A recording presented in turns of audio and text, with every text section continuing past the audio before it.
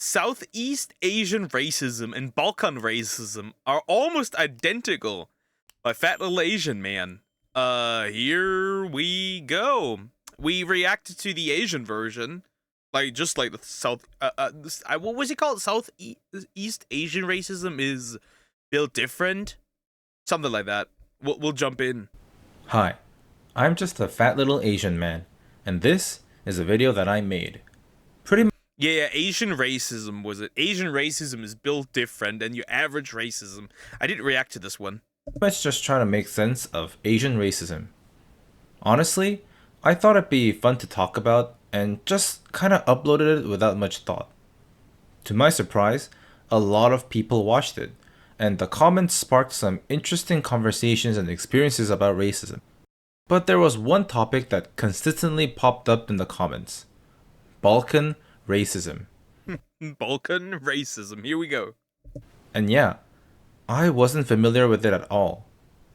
If this Balkan racism is anything like, or even bigger than Asian racism, naturally I wanted to learn more about it.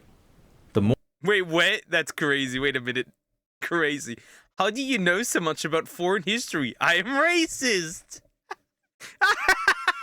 That's crazy. naturally I wanted to learn more about it. The more I researched, the more I felt this sense of deja vu. The mentality of we may hate each other, but are united in our dislike of others. But isn't that usually how it works? You work together because you dislike somebody else? Like, the enemy of my enemy is my friend? Seemed oddly familiar, like a distant cousin. And then it hit me. Asia's most competitive racism server, Southeast Asia. Now, some of you might be thinking, what could the Balkans and Southeast Asia possibly have in common with each other when they're separated by roughly 10,000 kilometers with completely different histories, cultures, and languages? Trying to find meaningful similarities sounds pretty dumb. And okay, yeah, they aren't exactly the same, but you'd be surprised how similar they are. The over the top relationship of how everyone manages to both hate and be each other's best friends at the same time.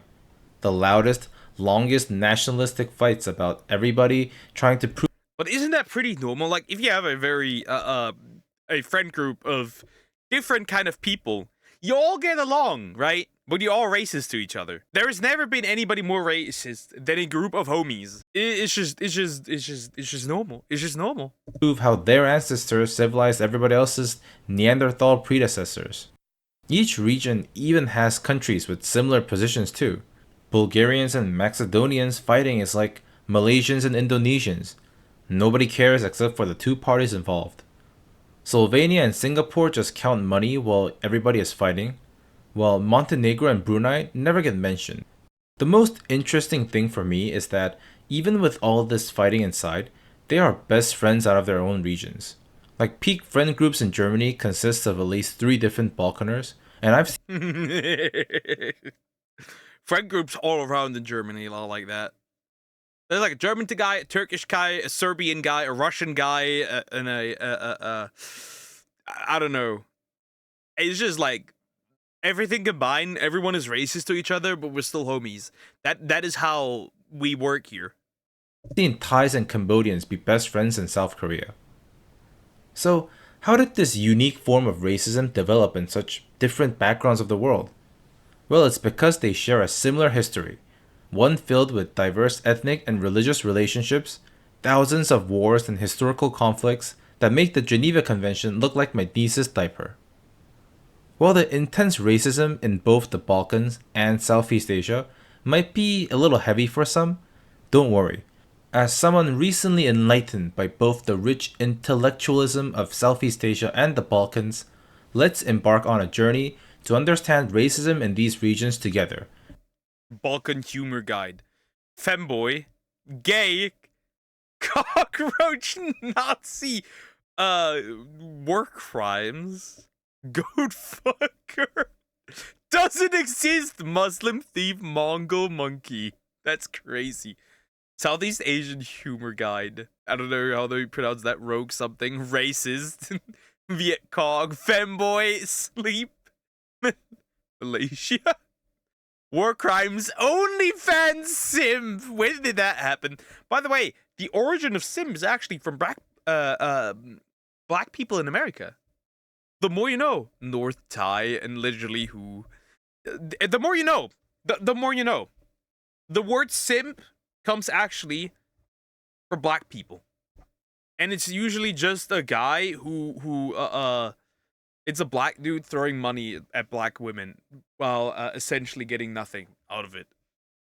I think it was meant as an insult for guys that date single mothers. Anyways, and how racism might actually bring everyone closer to each other. Let's start by introducing the Balkans. Albania, Bosnia and Herzegovina, Bulgaria, Croatia, Greece, Kosovo, Montenegro, North Macedonia, yeah, bro said it. Anyways, Romania, Serbia, Slovenia, and Turkey. Together, they make up the world's most alcoholic family. Like most alcoholics, they're really dysfunctional, as in they fight all the time, but they're also each other's best drinking mates. You might think it's the constant alcoholism that makes the Balkans fight incessantly, but it's actually their history where Balkan racism is made. You see, the Balkans share a rich and complex history that is all crammed in this relatively small region in Europe. seems like a cozy region. I never saw any issues with Greek people though. How is Croatia Nazi? I don't know. That's a good question. They have some history probably with that. As an Asian, I cannot hope to explain this history perfectly. But don't worry, any inaccuracies will be pointed out by Balkaners in the comments. Now, the reason for all this lore in the Balkans is because of its geography. The Balkans are located in southern Europe, sitting on the intersection between Asia and Europe, as well as being surrounded by a couple of seas, making it a mandatory checkpoint for trade and exchange of cultures. Acting as the gateway to Europe or Asia wasn't. Yeah, but does it even matter? Literally, like Greece belongs to the Chinese at this point. Turkish is Muslim. They can't drink alcohol. Yeah, you say that, but there's a lot of hobby Muslims out there. You need to realize that Muslims in Europe are like this. I'm calling a woman who doesn't wear her hijab a whore, but I drink, smoke, and sleep around. That's Muslims in Europe. A lot of them. A very large portion. They don't take Islam that seriously, and thankfully that they don't take it that seriously. Always just trading cultures, though. It also filled the Balkans with many wars and conflicts. Here's just a few: Greece versus Persia, East and West Rome, the Mongol invasion, Byzantine Empire and the Ottoman Empire, both world wars. Yeah, the Balkans have been through a lot. All this fighting and trade caused a constant movement of people, shaping the region to be the crossroads of many cultures, ethnicities, and religions. All this complex and diverse history makes it difficult even for peak Balkan intellectuals to come to a perfect understanding of their own history. This is why one of the biggest parts of Balkan racism is basically fighting about which country's ancestors came. Why does he look like Andrew Tate though? With a man bun. Maybe I'm just seeing things, but that looks like Andrew Tate. Anyways. Technically, these are all technically just the same people, but they're beating each other's ass. Hello, workers, I always say Russia. Hello, hi, how are you doing? Hope you're doing good. Hello. No issues with Greeks, unless you go over 2,000 years back. Yeah, no, there was a time. First, and spread civilization to the other barbarian cavemen in the rest of the Balkans. For example, Bulgarians say that they taught everyone how to read, Serbs say they are responsible of bringing Byzantine culture, Turks claim about how food in the Balkans is actually all Turkish, and Greeks talk about how Ataturk is Greek for the millionth time, and the list goes on. Now, a few thousand miles around the globe is Southeast Asia, where you can meet the ASEANs. Brunei, Cambodia. Wait, what did it say? What did it say? Brunei implements stoning to death under anti-LGBT laws. Well, didn't Russia just recently ban Roblox for being too gay? That happened. We reached Stalingrad. No, no, we have not. We have not. I'm German, but I know that we don't have enough winter clothes to go there. Cambodia, Indonesia, Laos, Malaysia, Myanmar, the Philippines, This is where.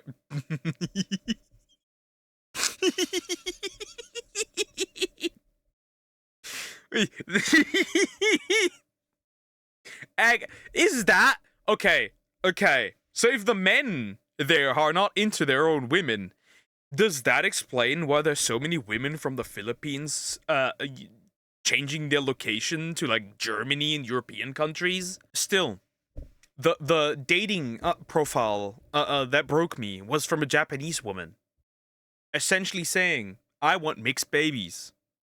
I want half white mixed babies." And we Japanese women are very sexually explorative. I like the doggy style. That was literally in that dating profile from that Japanese lady. It was crazy. Singapore, Thailand, Average Thai man. Vietnam, and Timor-Leste. They're not as alcoholic as the Balkans, but they're just as dysfunctional. They have a we hate each other equally, so we're the only ones allowed to bully each other dynamic going on as well. Their geography is pretty similar too. Like the Balkans, Why racist to my homie? Only I can be racist to my homie.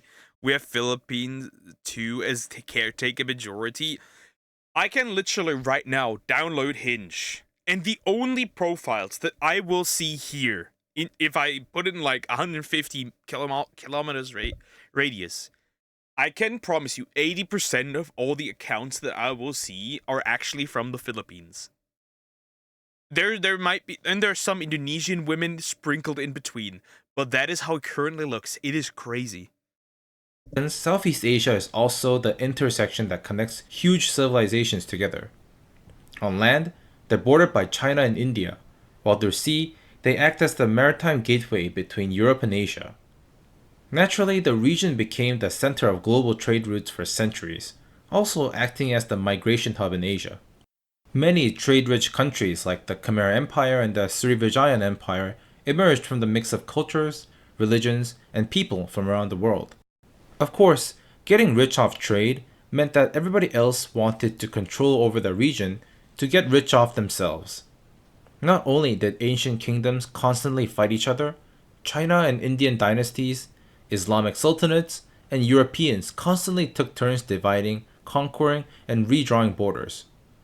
All this chaos made the region extremely diverse, over several But also probably very unstable. This 5 kilometer range. That's gonna be nobody. There's no major place in 5 kilometers. Like, if I would put it at 5 kilometers, that would literally just be my little village. That's it. Of like, wait, a few hundred people. That's gonna be rough. Become one of those passport bros. Yeah, that would probably not work. hundred ethnicities and languages live side by side, with all four major religions present. Much like the Balkans, a big part of Southeast Asian racism comes from debating which pristine culture civilized Wait, it's all Philippines. Always has been. the rest.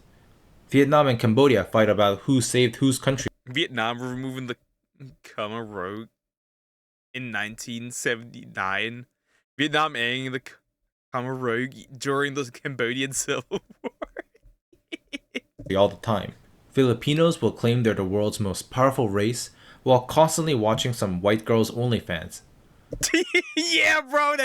Okay, interesting. But where's that? Okay, if a Filipino person comes across this video, please elaborate where this is coming from. Please elaborate where this is coming from. Laotians hate Uncle Roger because Lao food supremacy, and Timor-Leste is here Monkeys? somewhere. Now, some of you doubters may be thinking, does that mean the Balkans and Southeast Asians are just confused about their chaotic history? And first of all, if they knew English, you might start coughing in 3 days. And secondly, no, it's because both the Balkans and Southeast Asians are very, very nationalistic. Just go on their League of Legends lobbies and you can find out yourself. Nationalism is the biggest reason the Balkans are a big meme in the world today. It could be the same for SEA, but nobody understands their languages, Rip. I've already told you that both the Balkans and Southeast Asia have been through a lot of conflicts due to its location being stuck between massive civilizations. All the chaos from fighting and conquering meant that there was usually multiple empires that controlled different parts of each region. For a ruling empire, categorizing the region into religious or ethnic communities made it much easier to rule over the extremely diverse ethnicities and cultures. For the Balkans, this is especially true during the Ottoman Brings a tear to my eye. It's enough to make a grown man cry. Empire's rule. Before the Ottomans, the Balkans consisted of various empires, kingdoms, and tribal territories with their own political autonomy with overlapping religious and cultural traditions.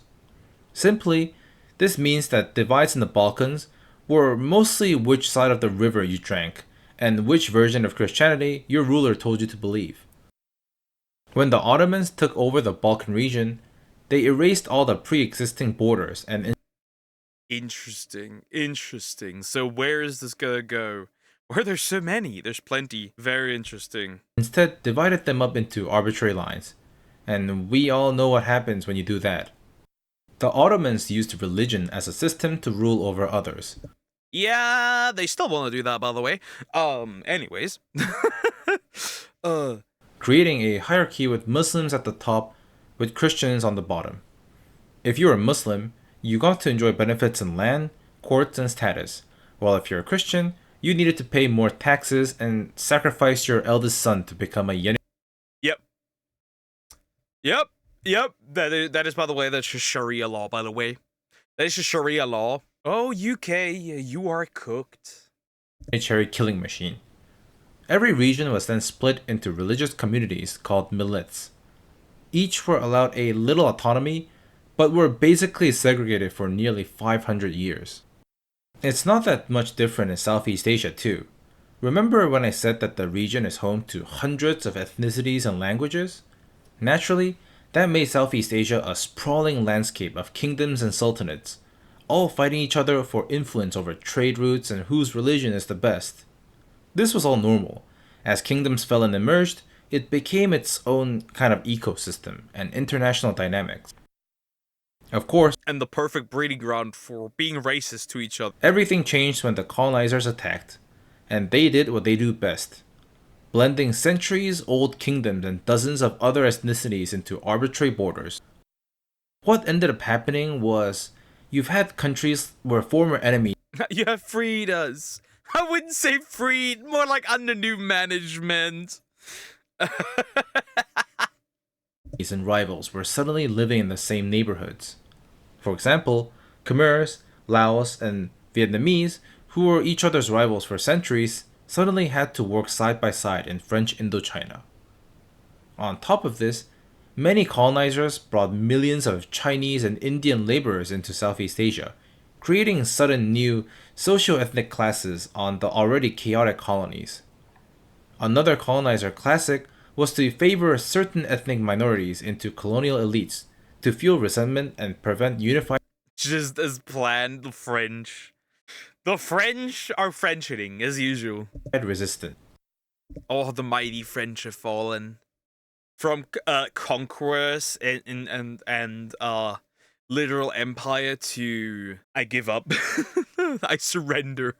Some examples are Indian migrants were used as police for the locals and Muslims in British Malaya, or like how the Karen minority was given The Karen minority? I don't think Karens are a minority. They're a large part of the population worldwide, the Karens. I'm sorry. exclusive military ranks over the Burman majority in Burma. In American terms, this would be like if you colonized Chicago and forcibly made people from LA and New York live as roommates, then brought over British and French as laborers while making Canadians rule over everybody. As colonial powers became weaker, though, all the segregation, unequal social structures, and resentment fostered over the years exploded out into nationalist movements. Nationalism was indeed the natural response when your country is being taken over by a foreign force. However, even after their long awaited independence, these newly emerging nations went through excruciating post independence periods, just trying to piece together fragmented countries and systems. What usually ended up happening was just a lot of war, corrupt governments, and inhumane massacres. Most post colonial governments just went for the true and try strategy of exploiting Malay supremacy. Get out. No. ethno religious divisions to solidify their power, aka making policies that benefit the majority group and nationalism to gain their support. Most of the time, leaders would exploit the us vs them Vietnam equals bad. Pol Pot, Cambodian dictator. At least it's pretty. mentality by portraying neighboring countries and minorities as national threats. In Europe, the entire 20th century was just pure chaos, especially for the Balkans. The Ottoman Empire's grip on the Balkan states were loosening, with many states fighting for independence in the Balkan Wars. First Balkan War in a nutshell. Beating the Ottoman. Second Balkan War in a nutshell. Beating somebody else. That independence came at a cost of entire borders being redrawn completely, forcibly relocating entire populations. It didn't help at all that both world wars had completely devastated the region, with mass atrocities committed by fascists. Give me your Jews, fine. Give me your Jews. No, you did what? What do you mean by that? What do you mean that do that? What did they do? What did they do? Just puppet states. After all that disaster, the Balkans took a short intermission, where there was a period of peace, united as Yugoslavia by Joseph Tito and communism. After Tito died, though, it wouldn't take much for everything to just fall apart again. And surprise, surprise, leaders turned to nationalism yet again for power. Only this time, escalated tensions would explode into the Yugoslav wars. It was more or less a bloody contest to see who could ignore the Geneva Convention the most, with many battles and Wait, the Croatians did the exact same shit? Or similar shit? That's crazy work. They did also shit to the Jews. Crazy. genocides. All the fighting, dead people, broken homes, and genocide created massive displacement and deep mistrust, splitting up the region even more. It made sense for leaders to integrate I'm so sorry for what my ancestors did. No, we didn't commit any war crimes. My dad is a war criminal. Well, it's just funny how the Japanese just literally said, you know what, we're now kawaii desu. And everybody forgot. We're just gonna put big booby anime women there and problem solved.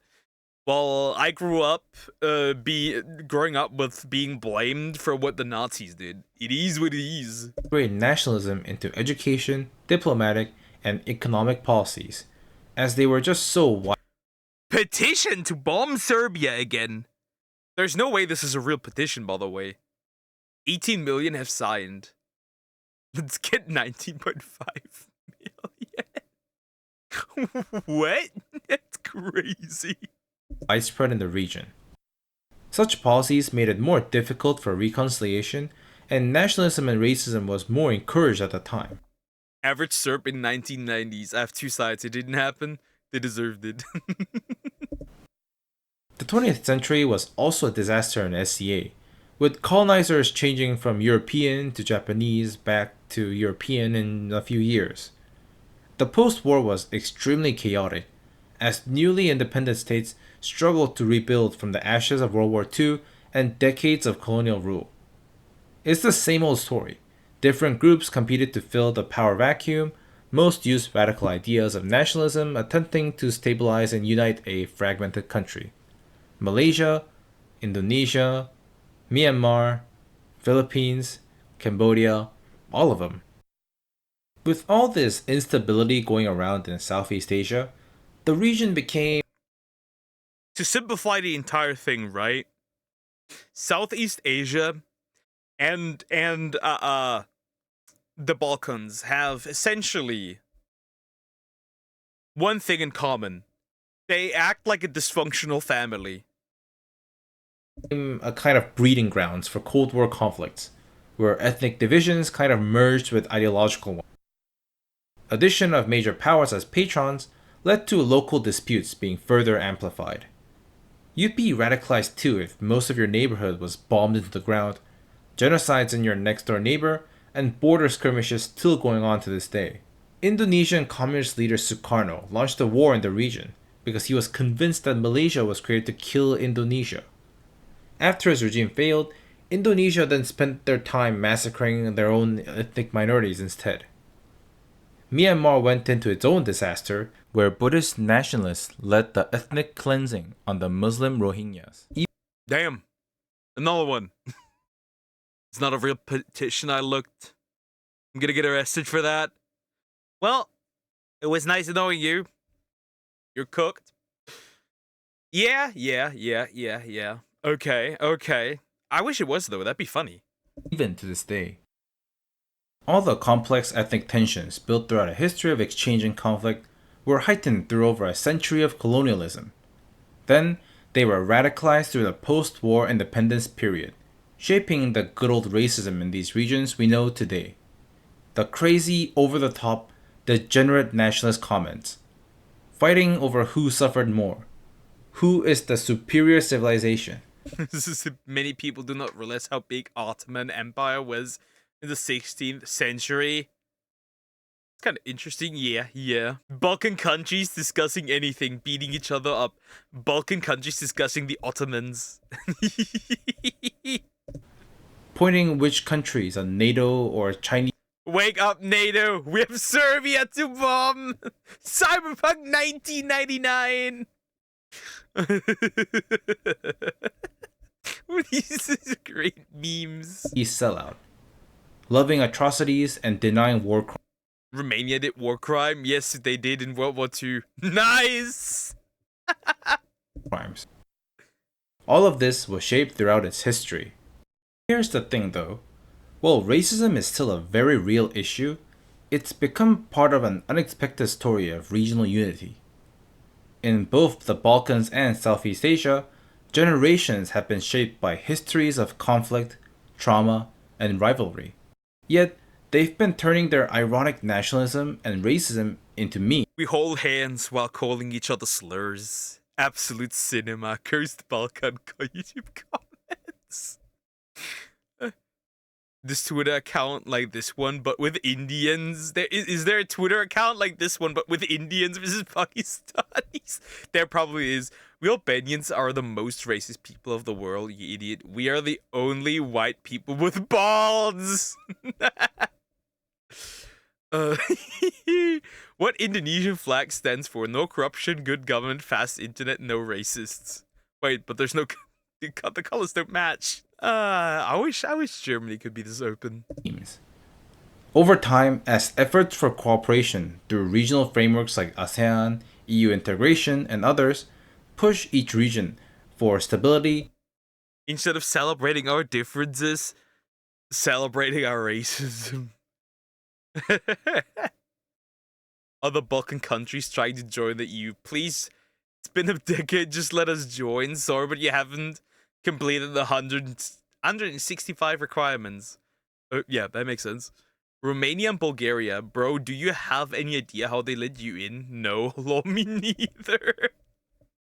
Modernization and reconciliation, more and more generations are stepping Online genociders, land stealers reality. away from old historical grudges and have been creating a sense of unity. Entire German economy, Balkan is working 3 jobs.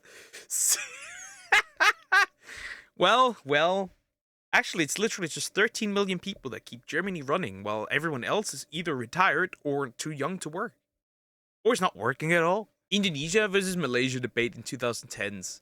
Malaysia is better. No, you literally stole our culture and sent terrorists into our country. Indonesia versus Malaysia debate in 2025. Malaysia is better. Yes. Unity throughout their shared experiences.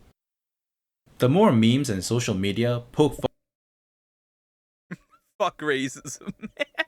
All my homies hate each other based on national bases. fun at stereotypes and nationalist pride, there's more conversation and friendship. I'm not racist, her friends. This, by the way, very true. This is literally accurate. I am racist, his friends. That's also very accurate. They call me a racist, but my friend group is more diverse than theirs. Shared experiences with food, Me spreading anti-migrant propaganda while eating a kebab from a local Turk. It tastes amazing. This is me, by the way. This entire meme, that's me.